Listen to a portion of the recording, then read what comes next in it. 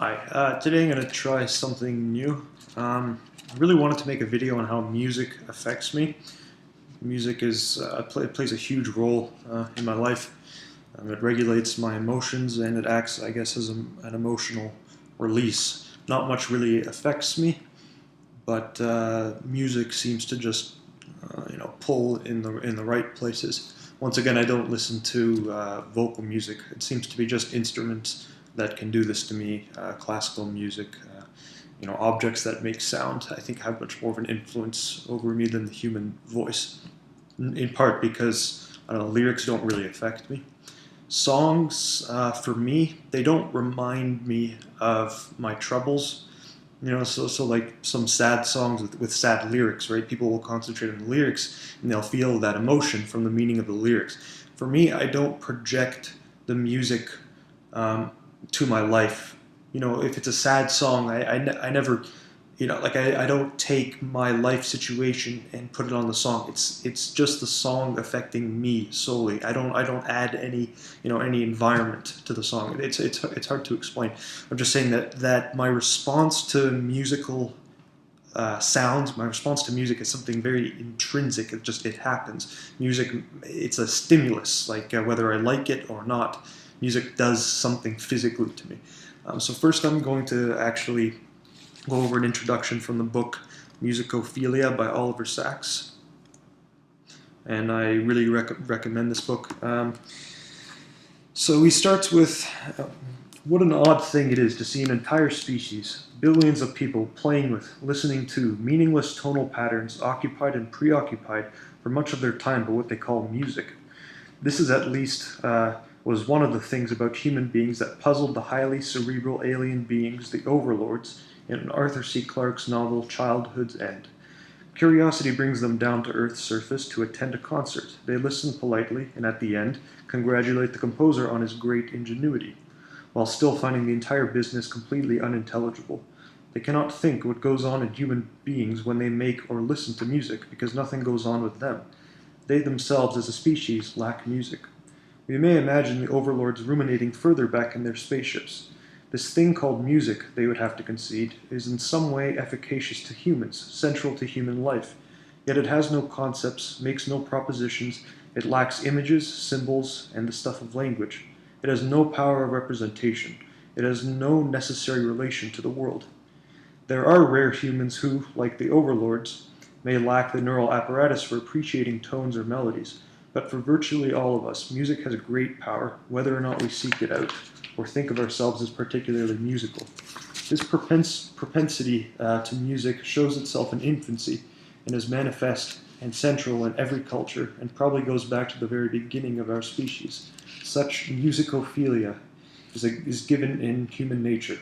It may be developed or shaped by the cultures we live in, by the circumstances of life, or by the particular gifts or weaknesses we have as individuals, but it lies so deep in human nature that one must think of it as innate, such as E.O. Wilson regards biophilia, our feeling for living things.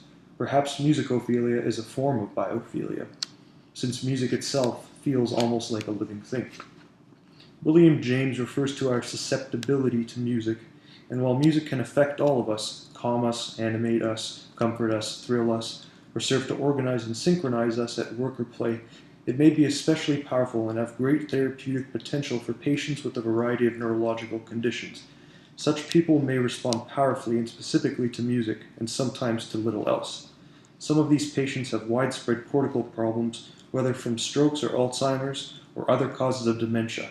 Others have specific cortical syndromes, loss of language or movement functions, amnesias, or frontal lobe syndromes. Some are retarded, some autistic. Others have subcortical syndromes such as Parkinsonism or other movement disorders.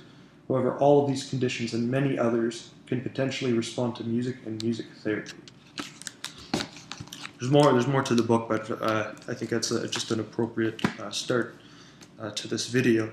I've been thinking about doing this for a while now. I've been kind of mulling it over in my mind. Is this going to be embarrassing? Is this going to be helpful or interesting to people? And the more I thought about it, the more I believe I realized that my response to music is something atypical. It's exaggerated. I'm gonna read a journal that I wrote. It's not necessarily a journal. It's a very small memoir of my walk home from the bus to my house while listening to a song and the stuff that goes through my head and how the song sounds to me and affects me. And it's really intense, but there's no exaggeration in this text that I'm going to read. Nothing is blown out of proportion. Everything really happens as I write it.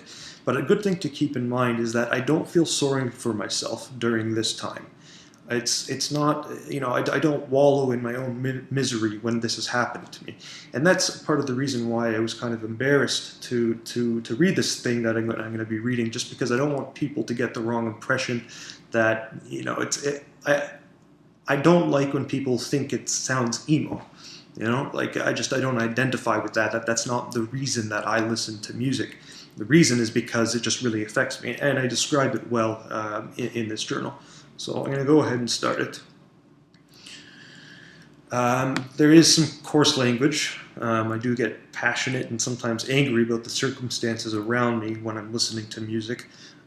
So there are swear words in it, so I apologize, but it's how I think in my head. Obviously, I wouldn't say any of this out loud, and I'm pretty, I don't often swear in my daily life, but in my head, I get kind of aggressive when this stuff happens. So just keep that in mind. So the song I'm describing that affects me is called "The Trees." It's on the album The Blue Notebooks by Max Richter. It's a neoclassical song. Max Richter is kind of like, his songs do this. A lot of them do this to me. It's like I indulge in these songs. Some of them could be considered sad, but I think they're more of an intense and just an intense sensation. I don't really interpret them as sadness. It's just it's an all-consuming, very powerful force. So I'm going to start reading the journal. So it's called The Trees, and that corresponds to an album on the track. Okay. Prepare. No bullshit. This isn't a spoken word stream of consciousness emo thing. This is real. This is what happens. My typing is just transcribing how things look inside my head when I remember these experiences. It starts with preparation. Headphones on, set the volume, select the song chosen 1 hour ago on the subway. There is a routine to this. Thought out a while back.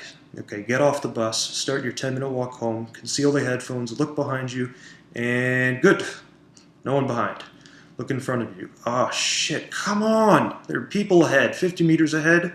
Doesn't matter, you must walk faster than them and get past them a few meters ahead of them before the climax of the song. I did not factor this in. God damn it, fuck you, you assholes. Shit, think fast. I wanted to press play and start the track when walking past the entrance of the park. I'd seen this in my mind on the subway. I don't like deviating from this plan. It would be a failed mission. The climax of tonight's song is roughly 5 minutes and 30 seconds into the track.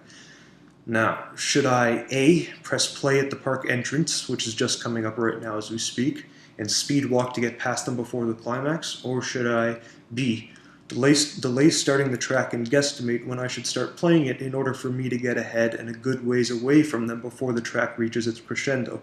In this case, I don't have to jog or speed walk. But if I start late, will I have enough time to recover from the climax and get back to baseline state and look normal for when I walk in my front door? Okay, I choose A, the play now and walk fast option. Worst comes to worst, I can slow down my walking speed for greater post-song recovery time. Good, new plan is set. Check behind again, just for good measure. Looks clear. Still no one behind me. Now to get past the assholes ahead. Alright, start the track. Here's what happens. Typewriter clicks. When Thomas brought the news that the house I was born in no longer exists, neither the lane nor the park sloping to the river, nothing. I had a dream of return, multicolored, joyous. I was able to fly, and the trees were even higher than in childhood, because they had been growing during all the years since they had been cut down. And then, piano chords, dissonant and twisted, and playing around with semitones. I get the start of the chills, goosebumps, like I'm charged with static electricity. Arm, leg, scalp, and facial hair stand on end, reaching out to get away from the charged body and give off electrons. Violin and cello, accompaniment, resonant and twisted too. Yearning, poignant, but the song doesn't feel bad for itself. It's not crying. It sounds more like a foreboding weeping, like something Astor Piazzolla would compose a day after an inexplicable acid trip. More chords now. 1-2, 1-2, 1-2, 1-2. 4/4 time signature. Violin interspersed, wincing on the fringes. Double bass at the base of your brainstem where your head meets your neck. The vibrations are felt here, in that vertebra. Q cam 1. On the strings, bridge of the double bass. View of the cello strings, like train tracks disappearing into the distance. The bow passing back and forth over the horizon, driven by something extraneous. I am the camera, disembodied, always a passive observer where I need not interfere. It's a one-way street, the music to me. Next, faster piano chords. 1, 2, 3, 4, 5, 1, 2, 3, 4, 5. Violin now piercing and zithering between my teeth. If I were to bite down on the super thin metal thread of a violin string with my teeth when it is being played like this, my tooth enamel would chip, with all this zithering. I think about this and my teeth clench in response. Shaky inhale, like eating the pulsing air in a car on a highway with the windows down. Shallow exhale with my throat almost closed, like air escaping from an aerosol can, building pressure and turning my face red. Next inhalation accompanied by a light-headed but heavy-bodied sensation. Piano arpeggios, second cello, swelling, building up. My face scrunches up like I've just eaten a spoonful of alum. Furrowed brow, Q cam 2, view of the piano hammers in time and accurately depicting the notes of the song. What a pleasing tone, piano. See and taste the ping of a string struck by felt. Hold up. Catching up now to those people. Because of this, my face and state of mind are forcibly returned to normal until I pass them. I step out of the song, past them, then about 10 meters ahead of them, I delve in again. I don't look back. First lacrimation on an exhale. I then sip the air while breathing in, head down looking at the sidewalk. I grimace with pinched eyes. My front teeth are in line with the bottom and clenched. I breathe out, very soon now. Piano, cello 1, cello 2, violin 1, violin 2, double bass string ensemble. They are all gearing up, winding up. Last verse before the crescendo. 1, 2, 3, 4, inhale. Close up that breath. Deep bass shakes the inside of my head. Sparks. My eyes close, cross, and stare up at the darkness converge. Wincing, pressure, exhale, winded. Waves of tears are nothing more than byproducts of the pressure. Take a breath, open my eyes. I'm vibrating, walking down the sidewalk. I see stars and things start getting whitewashed. I am beyond lightheaded now. My limbs are being randomly bombarded with pinpricks of electric discharge, like nerve cells that are waking up and stretching their arms out from a Novocaine slumber. Proprioception is somewhat lacking. I feel like an unnoticed fall might result in my face getting closely acquainted with the sidewalk.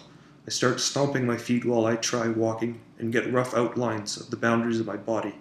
Second verse, cam 3. Everything now, all the instruments, all noises accounted for. I see the notes each instrument plays. I see their left-right spatial arrangement and their pitches plotted vertically. Shrivel. Nearly there. All instruments steady. Final notes. Bows revving up. Louder, louder, louder, and tick. Done. The song ends with all the instruments suddenly quitting, like someone prematurely pulled the plug on the amplifier. Only the decaying reverb indicates that all this did actually happen a moment ago. Still buzzing, I turn my iPod off. I hear my heavy breathing and the thud-thud of my feet through the earplug-like silence of my noise-canceling headphones. There is tinnitus, and things are pale, a reminder that the world around me had been at it still while I chose to listen to something else. Any fleeting reminders that the mission failed don't faze me at this point. Not much does. Get out of it, shake it off, wake up, wake up. I turn the street corner, sniff, wipe my face on my sleeve, and head up the driveway.